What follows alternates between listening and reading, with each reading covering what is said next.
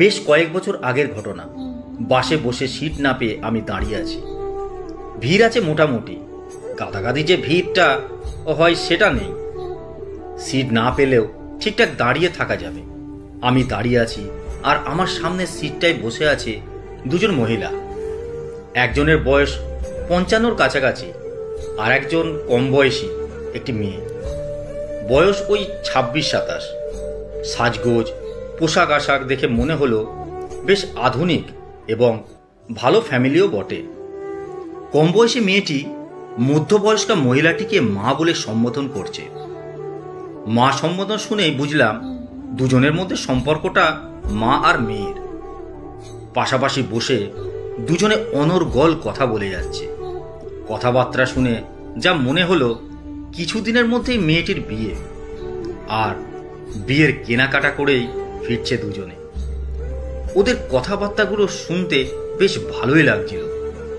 বিয়ের কেনাকাটা করার একটা আনন্দ তো আছেই। বিয়ের কেনাকাটার কথা বললেই নিজের বিয়ের কেনাকাটার করার কথা মনে পড়ে যায়। আমার বিয়ের বেনারসি কেনা হয়েছিল কলকাতার বেশ নামকরা দোকান থেকে। দুধে আলতা রঙের বেনারসিটা বারবার গায়ে ফেলে নিয়ে দেখে নিচ্ছিলাম কেমন লাগে। আমার সঙ্গে আমার মাও গিয়েছিল সেদিন। বেনারসিটা দেখে এতটাই পছন্দ হয়ে গিয়েছিল মায়ের, মা বলেছিল, এই লাল বেনারসিতে তোকে দারুণ মানাবে মনায়। প্রতিটি মেয়ের কাছে বিয়ের বেনারসিটা খুব আবেগের। বিয়ের সাজে সেজে উঠতে বেনারসি শাড়িটায় নতুন করে রাঙিয়ে তোলে হয়তো। হঠাৎ করেই ওদের প্রতি আমার যে ভালো লাগাটা কাজ করছিল সেটায় ছন্দপতন ঘটল ওদের একটি কথায়। কানে এলো বিয়ের বেনারসিটা নাকি লাল রঙের কেনেনি, মেয়েটির ইচ্ছে কালো রঙের কোনো বেনারসি, তাই কালো রঙের বেনারসি কিনেছে। মনের ইচ্ছেটা পূরণ হয়েছে বলে মেয়েটিও বেশ খুশি, সঙ্গে মেয়েটির মাও। কেন জানি না আমার খারাপ লাগতে শুরু করল। বিয়ের মতো এমন একটা শুভ অনুষ্ঠান, কালো রংটা ভীষণ অশুভ। বিয়েতে কালো রং চলে না, অথচ কালো বেনারসি পরে বিয়ে করবে, ভাবা যায়? ইচ্ছে হয়েছে বলেই কি কেনা যায়? মেয়েটির মায়েরও দেখলাম পূর্ণ সায় আছে, তাই তো কিনেছে। মেয়ের ইচ্ছে হতে পারে, কিন্তু মা হয়ে এটা কি করে মেনে নিল সেটাই ভাবার। মায়ের আশকারা থাকে বলেই ছেলেমেয়েরা উচ্ছন্নে যায়। সে যাই হোক, আমার এত না ভাবলেও চলে। মানব নিয়ম রীতি মানে না বলেই তো এত অধঃপত। কালে কালে কত কি আর দেখব। ওদের মনে হয়েছে তাই ওরা কিনেছে, তাতে আমার কি? মার মেয়ে নানা কথাবার্তা বলে যাচ্ছে নিজেদের মধ্যে, আমার আর শুনতেই ভালো লাগছিল না। ওদের বকবকানিটা বিরক্তিকর হয়ে উঠল আমার কাছে। পোশাকে আশাকে আধুনিক যত হোক, রীতিনীতি মানতে হয় বই কি। এদিকে বাসে ভিড়টা আরো একটু বেড়ে গেল। ভিড় বাস মানেই ঠেলাঠেলি একটু হবেই, আর সেটাই তখন হচ্ছে। আমাকে আরো 1 ঘন্টা যেতে হবে। সিট পাইনি যখন, তখন দাঁড়িয়ে যেতে হবে, উপায় নেই। পরের বাসে গেলে হয়তো বসে যাওয়া যেত, কিন্তু আরো 1 ঘন্টা ওয়েট করতে হতো। এদিকে বাড়ি ফেরার তাড়া, তাই দাঁড়িয়ে চলে যাব ভেবেই বাসে উঠেছি। হঠাৎ মেয়েটির মা বলে উঠল, বাবলি, সিটটা ছেড়ে দে। একজন অসুস্থ মহিলা উঠেছে, ওনার দাঁড়িয়ে থাকতে কষ্ট হবে, সিটটা পেলে বরং ওনার সুবিধাই হবে। সামনের দিকে তাকিয়ে দেখি অন্য আরেকজন মহিলা। ওনাকে দেখে অসুস্থই মনে হচ্ছিল। সিট ছেড়ে দেওয়ার কথাটা শুনতে পেয়েই ওই মহিলাকে দেখলাম এগিয়েই আসতে। বাসের মধ্যে অনেকেই আছেন, কেউ সিট ছাড়েননি ওনাকে অসুস্থ দেখেও। সবাই যে যার মতো বসে আছেন, অথচ মানবিকতা কারোর মধ্যেই নেই, সেটা বোঝা যায়। তা না হলে সামনে যারা বসে আছেন তাদের মধ্যে যে কেউ সিট ছেড়ে দিতে পারতেন। মায়ের কথা শুনে বাবলি বলল, আমি দাঁড়িয়ে যেতে পারবো, আমার অসুবিধা হবে না। এই যে আমার সিটটায় বসুন আপনি। বলে মেয়েটি তার হাতের ব্যাগটা মায়ের কোলের ওপর রেখে আমার পাশে দাঁড়ালো। মেয়েটির সিটে ওই অসুস্থ ভদ্র মহিলাটি বসলেন। এতক্ষণ ধরে মা ও মেয়ের মধ্যে যে এত কথা হচ্ছিল সেটা ছেদ পড়ে গেল। তবে বেশিরভাগ ক্ষেত্রেই ছেলেদেরকেই দেখি সিট ছেড়ে দিতে। আজ দেখলাম একটি মেয়েকে সেটা করতে। মা ও মেয়ের মধ্যে এই মানবিকতার কর্তব্যবোধ দেখে বেশ ভালো লাগলো। প্রকৃত শিক্ষাটা থাকে অন্তরে, তাই বাইরে থেকে কাউকে বিচার করাটাই ঠিক নয়। কালো বেনারসির কথা শুনে যে খারাপ লাগাটা লাগছিল, এমন কর্তব্য নিষ্ঠা দেখে মনটা সত্যিই ভরে গেল। মিনিট 15 পার হতেই অসুস্থ মহিলাটি বাস থেকে নেমে যেতেই বাবলি পুনরায় আবার নিজ সিটে বসতে গিয়ে আমার দিকে তাকিয়ে বলল, আপনি অনেকক্ষণ দাঁড়িয়ে আছেন, আপনি একটু বসুন। না না, আমার অসুবিধা হচ্ছে না, তুমি বসো। বাবলির মা পাশ থেকে বলল, ও দাঁড়িয়ে যেতে পারবে, ওর অভ্যাস আছে। আপনি অনেকক্ষণ থেকে দাঁড়িয়ে আছেন, আপনি বসুন।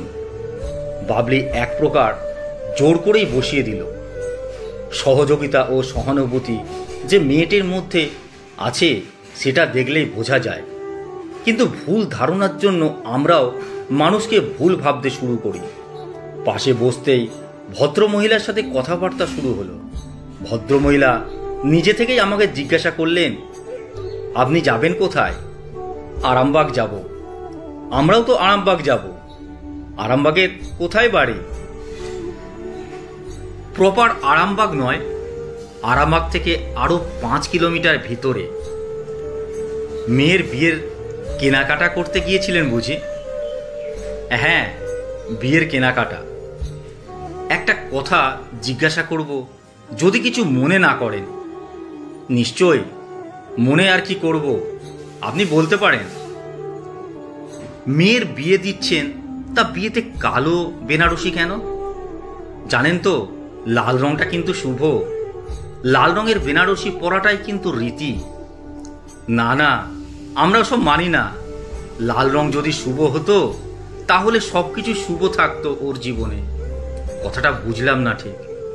আসলে এটা ওর সেকেন্ড ম্যারেজ। প্রথমবার বিয়েতে আমি ওকে বলেছিলাম বিয়েতে লাল টকটকে বেনারসি পরতে। লাল রংটাই নাকি শুভ। লাল রঙের বেনারসিতে ওকে সুন্দর মানিয়েও ছিল, কিন্তু কোথায় গেল সেই লাল রং? 1.5 বছরের মাথায় হারিয়ে ফেললো প্রিয় মানুষটাকে। তাই আর শুভ অশুভ কিছু দেখি না। ওর ভালো থাকাটাতেই আমার ভালো থাকা। জিজ্ঞেস করে কষ্ট দিয়ে ফেললাম, কিছু মনে করবেন না। আপনার তাহলে এই একটি মাত্রই মেয়ে? বাবলি আমার মেয়ে নয়, আমার ছেলের বউ। তবে বাবলি এখন নিজের মেয়ের থেকেও অনেক বেশি। বাবলি বিয়ের আগে থেকেই আমাদের বাড়ি আসতো। আমার ছেলের সাথে প্রেম করেই ওর বিয়ে। বিয়ের আগে থেকেই ও আমাকে মণিমা বলে ডাকে। এই বন্ধনটা বহুদিনের। আমার ছেলের মতো বাবলিও আমার আর এক সন্তান। নিয়তির কি পরিহাস দেখুন। ছোট্ট একটা দুর্ঘটনায় আমার ছেলে মারা গেল। তারপর থেকে আমিও একা একা হয়ে গেলাম। আর মেয়েটা জীবনের সব সাজ হারিয়ে ফেলল। আমি তো ছেলেকে হারিয়েই ফেলেছি। তাই মা হয়ে আমি সব কষ্ট মেনে নিয়েছি। কিন্তু ওইটুকু একটা মেয়ের এই বয়সে যে এমন অঘটন ঘটবে সেটা ভাবতেও পারিনি। সুস্থ লাইফে ফেরানোর জন্য আমি সব সময় চেষ্টা করে গেছি ওর পাশে থেকে। মনের জোরটাই বড় কথা। গ্র্যাজুয়েশনের পর আমি ওকে মাস্টারটা কমপ্লিট করাই। এই বছর খানেক হলো ও একটা চাকরিও পেয়েছে। আমি তো ওর জন্যই ভালো আছি। মানে আমাকে ভালো থাকতে হয় আর কি। তাহলে ও আপনার কাছেই থাকে? হ্যাঁ, আমার কাছেই থাকে। মাঝে মধ্যে মামার বাড়িতে যায়। মামা মামি ছাড়া আর তো নিজের কেউ নেই। মা তো সেই কোন ছোটবেলায় মারা গেছেন। মা মারা যাওয়ার পর থেকে মামার বাড়িতেই ও মানুষ হয়েছে। তবে মামা মামিরাও ভীষণ ভালো, আর আমাকে ছেড়ে কোথাও যেতে চায় না। এই সামনের ফাল্গুনে ওর বিয়ে, আমি ওর বিয়েটা দিচ্ছি। ওর তো সারা জীবনটা পড়ে আছে। একজন জীবনসঙ্গীর খুব প্রয়োজন। তবে জীবনসঙ্গী হিসেবে যে ছেলেটি ওর জীবনে এসেছে বড় ভালো মানুষ। সেও আমাকে মা বলেই ডাকে। আর বলছিলেন না কালো বেনারসি কেন বিয়েতে? রং দিয়ে কখনো শুভ অশুভ বিচার হয় না। যে রংটা ওর পছন্দ সেই রঙের বেনারসিটাই ও পড়ুক। ওর ভালো থাকাতে যে আমার সুখ। কথা বলতে বলতে কখন যে আরামবাগ পৌঁছে গিয়েছি তার খেয়াল নেই। বাস থেকে নামি, শুধু ভালো লাগা নয়, সব কিছু শুনে একটা ভালোবাসা তৈরিও হয়ে যায় সঙ্গে সঙ্গেই। কেন জানি না, কিছুক্ষণের পরিচয়টা অনেক বেশি দিনের পরিচিত বলেই মনে হচ্ছিল। ওনারা বাস থেকে নামেন। তারপর ওই ভদ্রমহিলা ওনার মোবাইল নম্বরটা আমাকে দিয়ে বললেন, কথা বলে খুব ভালো লাগলো, সময় করে ফোন করবেন, অনেক কথা হবে। আজ 10 বছর কেটে গেছে। ভদ্র মহিলার সাথে এখনো যোগাযোগ আছে। যোগাযোগ বলবো না, রীতিমতো আত্মীয়তার সম্পর্ক। আমি ওনাকে দিদি বলেই ডাকি। মানসিকতার দিক থেকে এতটা উচ্চমনের ওনার সঙ্গে না মিশলে বুঝতেই পারতাম না। আর বাবলি আমাকে মাসিমণি বলে ডাকে। বাবলির বিয়েতে আমরা সকলেই গিয়েছিলাম। বিয়েতে কালো বেনারসি পড়েছিল। আর 10 বছরের বিবাহিত জীবন ভালোই কাটছে ওদের। এক কথায় সুখী জীবন বলা যেতে পারে। জীবনের কোনো রং হয় না বোধ হয়। যে রঙে রাঙাবে সেই রঙে জীবন রঙিন, সে লালি হোক বা কালো।